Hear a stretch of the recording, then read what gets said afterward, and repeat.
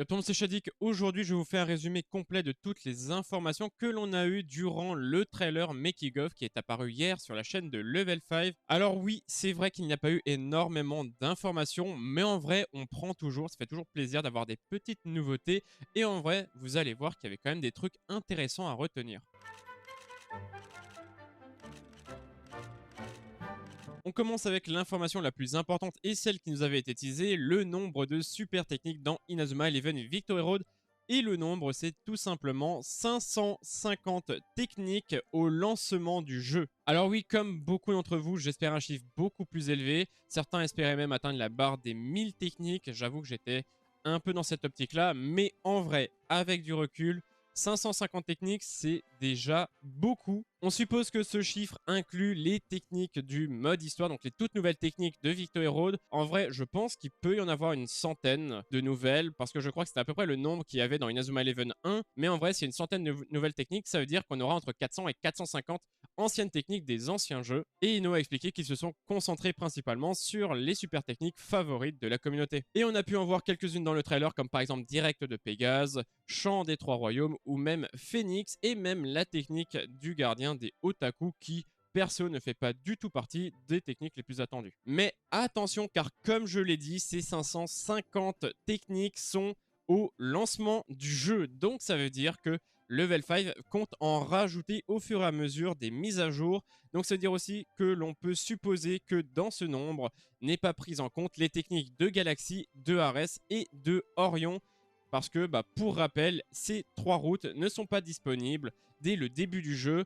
Je vous mets à l'image tout simplement quand elles sortiront. N'hésitez pas à prendre un screenshot. Mais de souvenir, c'est entre septembre et novembre. Mais voilà, donc toutes ces techniques, on peut supposer que ces techniques ne sont pas prises en compte dans les 550 techniques. Ce qui veut dire aussi que l'on peut supposer que s'il n'y a pas les techniques, il n'y a potentiellement pas les personnages de ces routes. Donc les personnages de Galaxy, Ares et Orion ne seront peut-être pas disponibles dès le lancement du jeu. On verra ça, et pareil pour les totems du coup, mais on verra ça au moment voulu. Ah oui, et petite dernière chose que je viens de penser, je pense que dans ces 550 techniques sont pris en compte les techniques d'esprit guerrier. Faudra voir comment ça fonctionne, faudra voir si les esprits guerriers sont comptés à part ou non, mais on en saura un peu plus tard.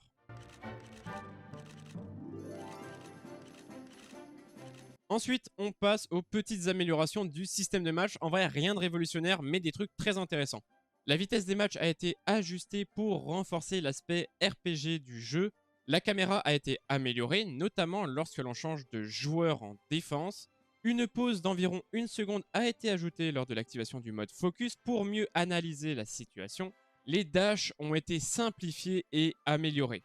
Et surtout, il y a un nouveau système, le catch bomb. Ce système permet d'augmenter la portée de la défense de notre joueur, ce qui le rend capable d'atteindre l'attaquant et de déclencher un focus défensif. Franchement, j'aime beaucoup ce nouveau système. En vrai, ça permettra de défendre plus facilement des joueurs inatteignables ou des joueurs qui partent en contre-attaque. Et ça sera aussi un peu moins frustrant, genre le fait de courir derrière un joueur mais de jamais le rattraper parce qu'il est en train de dash. En vrai, c'était un peu frustrant. Mais du coup, j'aime bien ce système. Alors, ce système est encore en phase de test parce que bon, comme vous venez de le voir, la zone est giga grande, mais c'est encore en phase de test. Ça fait beaucoup penser, comme l'a dit quelqu'un sur le live de hier soir, ça fait beaucoup penser au système des techniques dans Inazuma Eleven Striker, où tout simplement il y avait une zone autour, il y avait un radius autour du joueur quand il activait sa technique, et si jamais il y avait un adversaire qui était dedans, la technique se déclenchait. En vrai, il faut à peu près voir ça exactement de la même manière. J'espère qu'ils vont un peu le retravailler pour pas que ça soit trop cheaté et qu'ils vont réduire la zone, parce que là actuellement ça fait la moitié du terrain.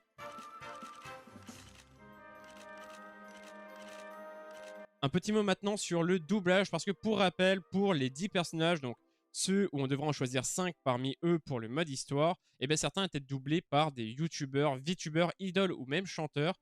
Et ça, ça a beaucoup inquiété la communauté Inazuma Eleven. Certains se demandaient est-ce qu'ils étaient taillés pour le doublage ou est-ce que ça allait pas être une catastrophe. Et Ino est revenu du coup sur ce sujet pour rassurer les fans.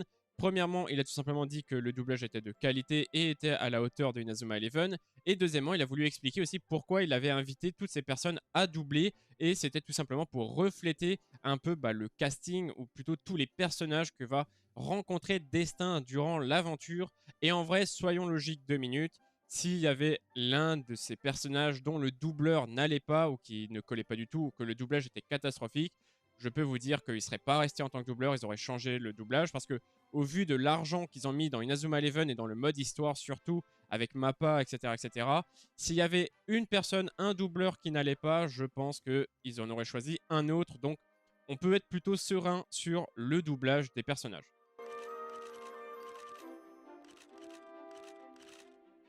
Et là, on attaque le gros morceau de ces informations, vraiment le point principal en plus des techniques. Pour rappel, avant, je vous disais qu'on devait choisir 5 personnages parmi 10. Et tout simplement, ce chiffre a été augmenté. Maintenant, on devra en choisir 5 parmi 15. Et oui, ils ont rajouté 5 nouveaux personnages que je vais vous présenter.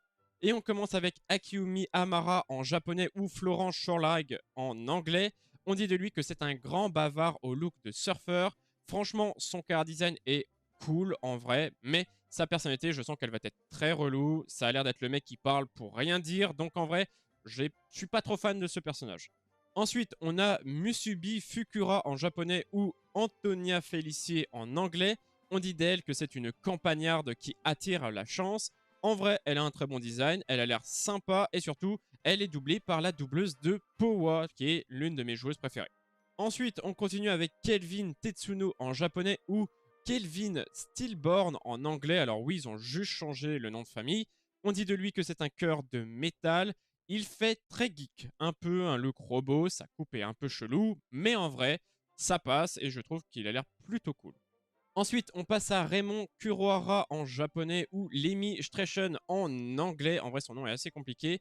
On dit de lui que c'est le majordome hypocrite. Et là, je suis désolé, mais je le déteste. Pour moi, c'est le pire car design de toute la licence actuellement. Et sa personnalité me donne l'impression que c'est clairement un traître de l'équipe. Genre, vraiment, si vous l'aimez, je suis désolé, mais cette fois-ci, on n'est vraiment pas ensemble. Et enfin, terminons avec Mikana Oshi en japonais ou Stralatorn en anglais. On dit d'elle que c'est la roqueuse déchaînée et elle a mis tout le monde d'accord, que ce soit sur le live ou sur les réseaux. On dirait un peu quand même une mascotte, mais en vrai, elle peut avoir des techniques puissantes. Et comme dit, c'est un énorme coup de cœur de la communauté.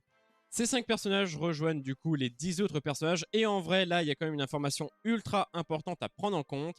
Nagumohara peut devenir la première équipe principale de la licence Inazuma Eleven à avoir une majorité de filles dans son équipe. Et oui, si on compte bien, on doit choisir 5 personnages. Il y a 5 personnages féminins parmi les 15 qui ont été montrés. Et du coup, en plus de Reika, ça nous fait 6 personnages. Et vous savez parfaitement qu'il y a 11 joueurs dans une équipe de foot. Du coup, 6 plus 5, donc 6 filles pour 5 garçons. Donc, comme dit, Nagumohara peut avoir une majorité de filles. Et en vrai, ça, bravo level 5. Il y aura une quête spécifique qui vous demandera d'aller recruter 5 personnages avec la liste affichée en bas à droite de l'écran. Petite mention spéciale à la minimap qui est complètement en sueur. Et on a pu voir quelques cinématiques et dialogues avec ces nouveaux joueurs. Et pour finir, un mot de Ino qui nous dit « Notre équipe a mis toute sa passion dans la création d'Inazuma Eleven Victory Road. Ce jeu a causé beaucoup d'inquiétudes, mais grâce au soutien des fans, nous arrivons enfin au bout du développement. Nous vous attendons dans le monde d'Inazuma. » Et voilà pour toutes les nouvelles informations que l'on avait eues. Comme dit, on n'a pas eu beaucoup de nouvelles informations puisque le point principal, c'était les interviews.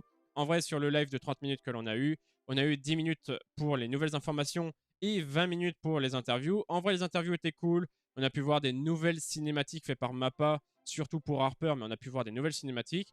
Et sinon, sur ce, n'hésitez pas à commenter qu'est-ce que vous en avez pensé. N'hésitez pas aussi à mettre un pouce bleu, ça soutient énormément la chaîne. À vous abonner, à activer les notifications pour ne pas manquer toutes mes futures vidéos sur Inazuma Eleven ou Victory Road.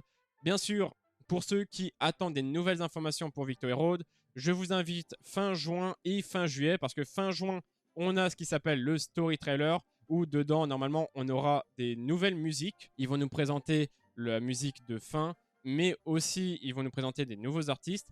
Et sinon, je vous attends fin juillet pour le dernier trailer, le trailer final.